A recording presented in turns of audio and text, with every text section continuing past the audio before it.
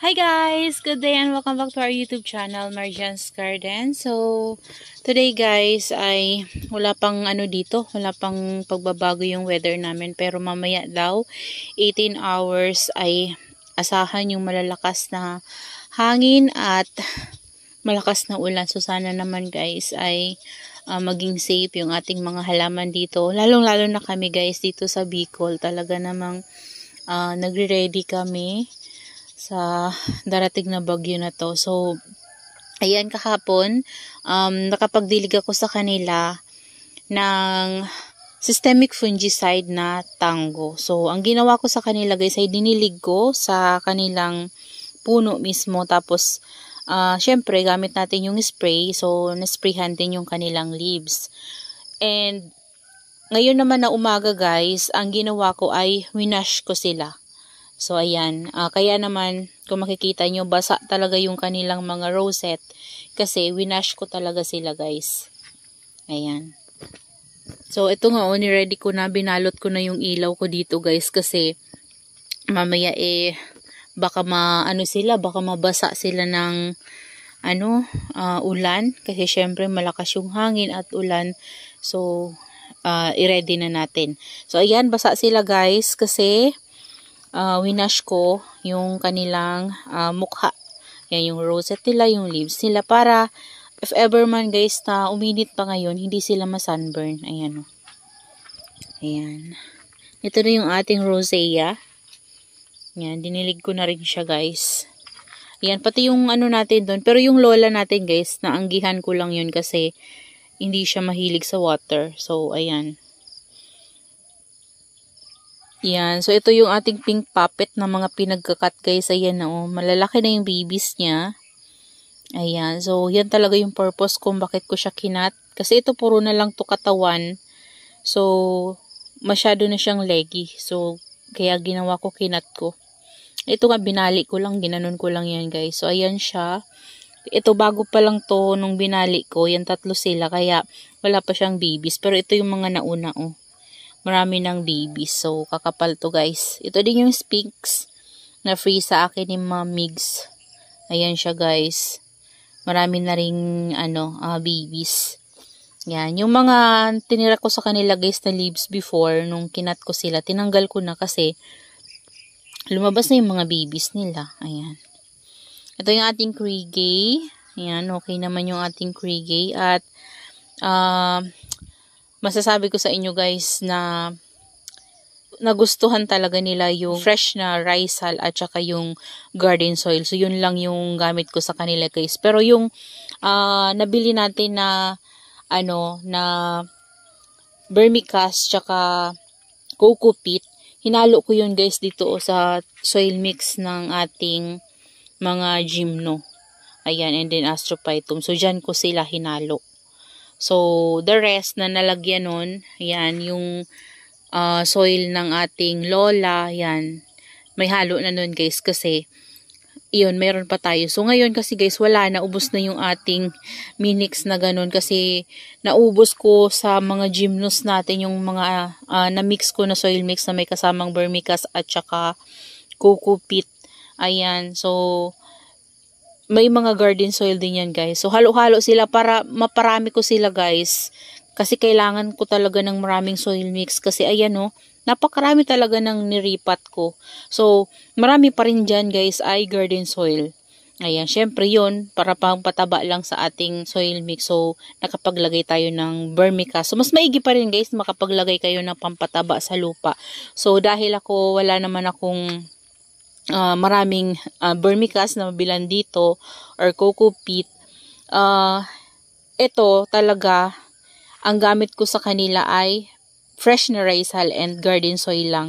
Ayan, yung mga ito, tapos yan, yung mga natin na yan, puro yan garden soil and fresh na risal lang guys, pati itong mga yan, okay naman sila guys. And ngayong umaga, naglagay din ako sa kanila ng konting toppings. Ayan, yung mga natira yan na pamistone doon sa pinang toppings ko sa ating mga gymnos. So, ayan, nalagyan ko itong mga natin. Kunti lang naman guys, parang lang yung paglagay ko kasi hindi naman sila kakasya kung talagang makapal yung paglagay ko. Ito nga hindi ko na nalagyan, no? Dito lang sa side na to kasi kulang na. Ayan, so lahat sila guys ay winash ko. Ayan, ito na yung ating pink spot. Ayan, so okay talaga sa kanila na makapagdilig tayo lagi ng fungicide para maganda sila guys. Ayan, no, tingnan nyo naman itong ating Missing You, Labamba, and then Bianca guys. Ayan. Sobrang ganda. As in. Napaka-stress niya guys. Ayan. Diniligyan ko rin yan sila ng fungicide kahapon. Tapos, winash ko sila ngayon. Ito yung cuttings ng ating Sphinx galing kay Mamigs. Yan yung free niya sa atin. Yun yung puno kanina guys na pinakita ko sa inyo. Yung ating mga Murasaki ay okay naman guys. Yan, isprayhan ko sila. Yan talaga ang pinaka priority ko na isprayhan ng systemic fungicide guys. Lalo na ngayong may paparating na bagyo. Kasi last time nung bumagyo, ito, di ba bagong dating to sa atin. Nagkaroon to ng fungus guys. Kaya naman kumunti yung leaves niya. So pumangit siya. Ayan, tingnan nyo naman no, nakalbo. So ito plan ko tong ikat kapag kumapal na yung leaves niya dito. Para mapropagate natin at magkaroon siya ng baby dito guys kasi pangit kapag kalbo eh. Ayan, so ito, hayaan ko na itong mga rosette na to. Ito lang. Yan, gusto ko tong ikat para magkaroon siya ng baby dito. Oh. Ayan. So, lahat yan sila guys, inisprayhan ko, diniligan ko ng tango. Ayan. As in, kapag magdilig kayo guys sa puno, doon ako sa puno nag-spray. Kaso lang, syempre, na-sprayhan ko rin yung kanilang leaves. Kaya naman, winash ko sila ngayong umaga. So, ayan, nagdilig ako sa kanila guys. Nag-spray ako sa kanila gabi. Ayan o. Di ko pa nga natatanggal yung mga excess water nila guys. Ayan. So, madungi sila kasi meron pa rin mga stain ng Daytane natin. Kasi dati, diba, nung nagkasakit yun, lahat sila guys, ito, inisprayhan ko talaga to ng Daytane. Diniligan ko sila ng tango. So, ngayon, nag-ano lang ako ulit kasi, syempre, magkakaroon ng bagyo, so mababasa na naman sila dito, guys. So, sana safe lang talaga sila dito. Ayan, kasi hindi ko na to, guys, ibababa. Yung mga to, hindi ko na to ibababa kasi mahirap na pababa-baba, guys. Baka lalo silang madurug-durug. Kasi, syempre, wala na tayong space dito sa baba. So, hindi ako makakadaan kapag binaba ko pa sila. Siguro safe naman sila dito guys. So, ito yung ating mga purple delight case na mga pinagkakat. Ito yung pinaka-mother natin dito. Yung mga na-save ko before. Ayan. So, yan yung mga dati ko pa na mga purple delight na na-save. So, marami talaga silang babies. Ito din, nisprayhan ko to guys kasi mabilis din to magkaroon ng fungus. Ayan. So, yan yung ating mga Murasaki and Peach Snow na nandito sa garden. So, naka-recover na sila. Kumakapal na yung leaves nila guys kasi marami nang tumubo na new leaves sa akin guys. Ayan o, ito nga nag-flat siya guys. Pero ano to?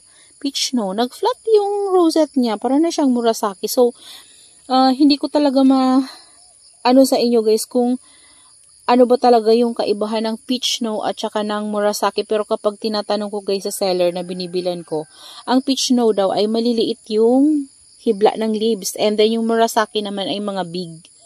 So, minsan kasi kapag mataba din kasi guys yung succulents natin, hindi natin ma-identify kung siya ba talaga si Peach Snow or siya si Murasaki. Kasi syempre, magkakaiba naman yung growth ng ating mga succulents, diba? So, minsan, meron talagang mataba. Kagaya nun, si Murasaki doon guys sa dulo, yung nagkaroon ng fungus, diba?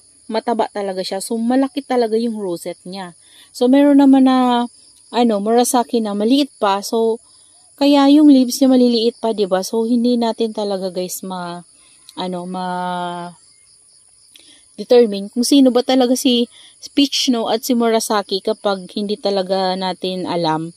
So, kahit ako guys, nalilito rin sa kanila. Pero, syempre, kung ano yung binigay sa akin na ID ni seller, yun na lang yung sinusundan ko. Ayan o. So, yan sila guys. So, okay naman sila dito. Pati yung ating mga super bomb. Yan.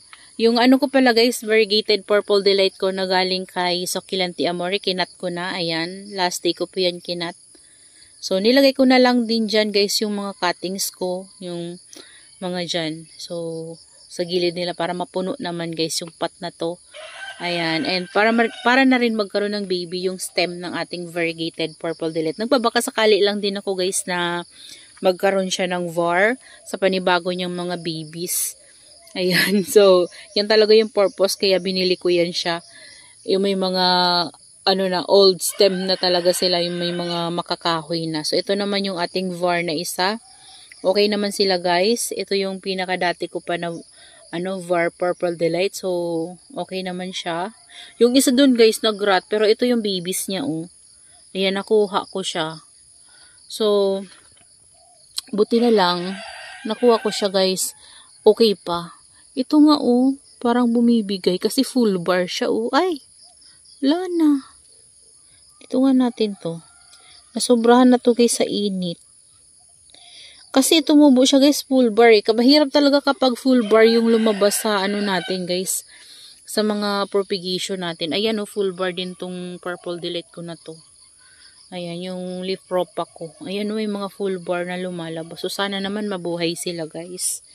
So ayan guys, share ko lang sa inyo yung ating mga succulents dito. Ito pinasok ko muna guys oh. Kasi nung bumagyo, ayan tingnan nyo oh. Yung bagyong Christine, na lagas yung mga leaves niya dito, nakalbo siya.